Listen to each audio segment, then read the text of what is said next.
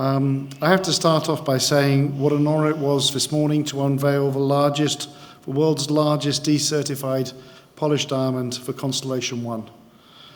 The 813-carat constellation was unveiled at the last diamond conference here in Dubai in 2017, and as the most expensive rough diamond ever.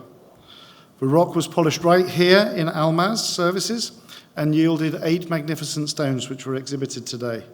A very proud moment for everybody here in Dubai. And a fantastic story for everyone in the diamond world, which we should all be proud about.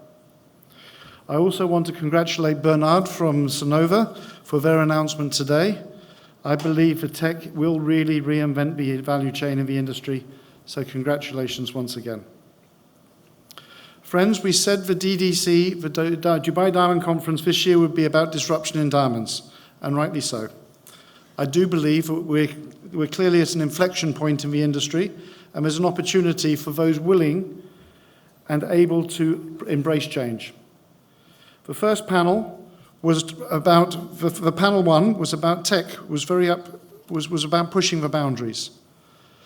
Panel 2, arguably the most anticipated, proved to be worth its weight. The conversation around lab-grown diamonds has grown and will, I'm sure, continue for the long hours into the middle of the night. The last panel was a perfect way to close the session in making sense of it all and how to push forward.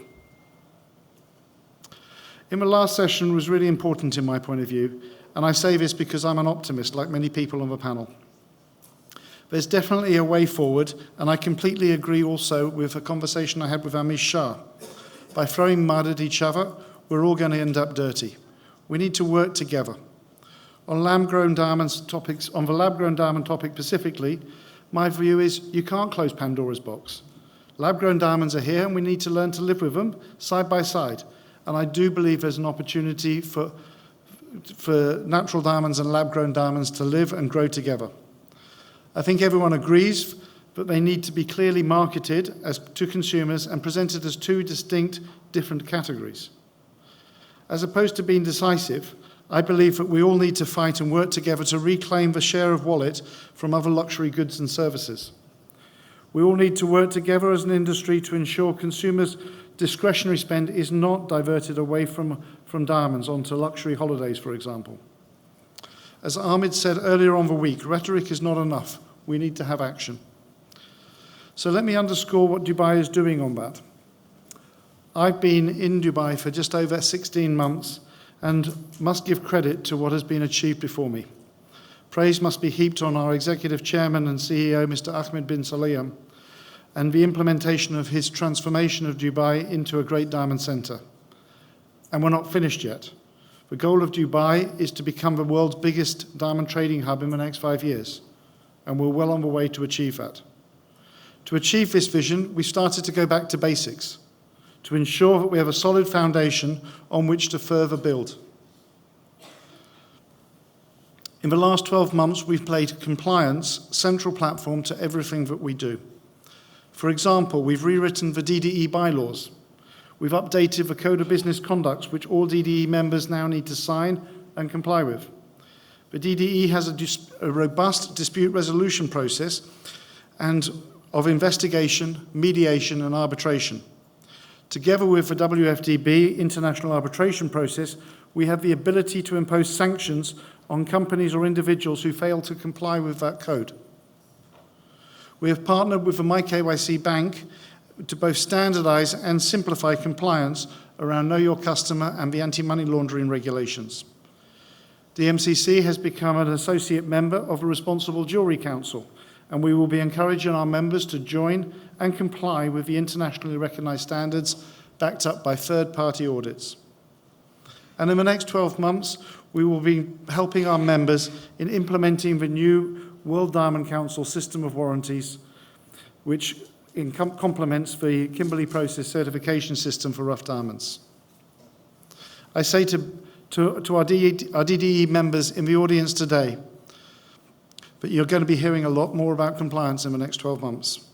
This is absolutely critical, as we heard, for new and existing finance, which will continue to play a very important role in our industry and continue to be the foundation of Dubai's growth.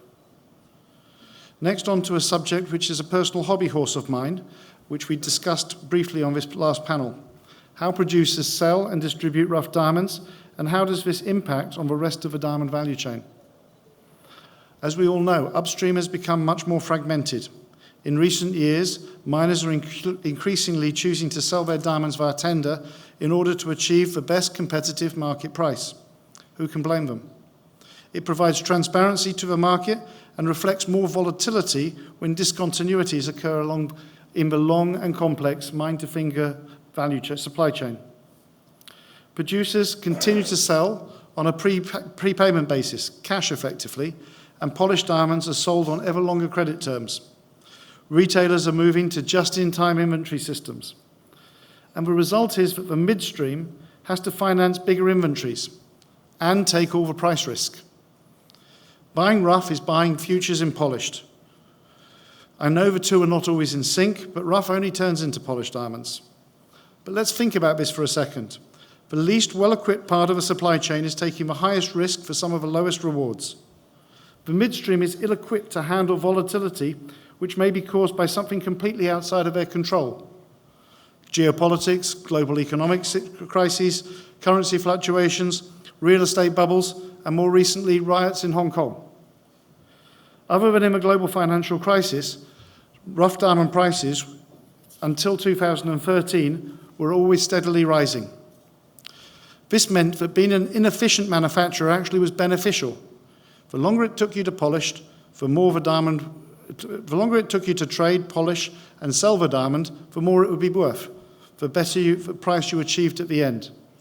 In the last 6 years, we've seen progressive downtrend in diamond pricing, and inefficiency in the supply chain has been a liability.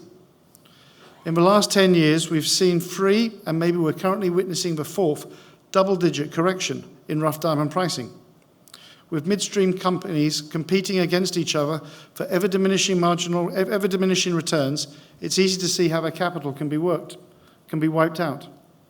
No wonder everyone complains about the lack of profitability, as we just heard. And it's tough on all sides of the value chain. Miners are also struggling with over-optimistic valuations and pricing models. Of course, we all want to ensure that we sell the best price, so many of them are going straight to tender. Whilst retail sales are still strong, as we heard from Stephen, traditional retail is suffering from online competition and easy available internet pricing. Just look at Signet's share price and the number of US independents going out of business. So how can technology change this? How can the disruptions that we heard about today affect and revolutionize our value chain? Imagine a world where rough can be planned and defined in real time for retail demand, automatically polished, as we heard about today, in a couple of days, and graded in a machine. Wow, what does that do to our industry? Will miners sell polished? Will it change how diamond inventories are financed? What will happen to the millions of people involved in the diamond value chain? Now, it probably won't happen exactly like that. We all know how fragmented our industry is and how fragmented the downstream market is, and that no one mine can produce and feed all the demand across the ranges. But it should cause us time to pause and think. I have no doubt that technology will play a very important role in changing the industry. It will be up to each of us to look at what we can do to add value. To survive, I believe that we're all going to have to compete and be complementary to each other. I know that sounds like an oxymoron, but it's my big takeaway from today. Competition will drive innovation and will make our industry stronger. Complementarity will be recognizing what you do better than anybody else in the value chain, looking for solutions, using your USP for mutually beneficial industry for the diamond story. And focus, focus, focus. And finally, we need to all embrace change. To paraphrase Charles Darwin, it's not the strongest or most intelligent that will survive, but it's the ones who can best manage change. So these are my thoughts that I will leave you with to reflect and discuss at the spectacular gala dinner that we're organising tonight. But before I tell you the details of that and where to go, I just need to give you a few words of thanks. First, my thanks is to everybody at the Dmcc, especially Sanjeev Dutta, who heads up the commodities team, and Mariam Alashami, who is the director of polished stones and metals, precious stones and metals. The property team, who delivered a fantastic diamond exchange auction facility that we opened yesterday. They delivered it both ahead of schedule and under budget. If you did not see it yesterday, I encourage everyone to go up to the second floor and have a look at the new facility. I also want to say a special thanks to the Dmcc marketing team, who have managed over the last few days and months so well. Thanks for putting up with all my crazy last-minute requests. Really, you're true champions, and none of this could have happened without you. Thirdly, I want to thank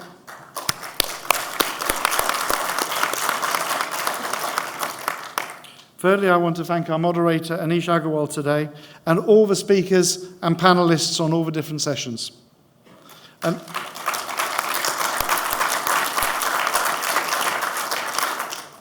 last but not least, I want to thank the CEO and Executive Chairman and a man of true vision, Mr. Ahmed bin Salim.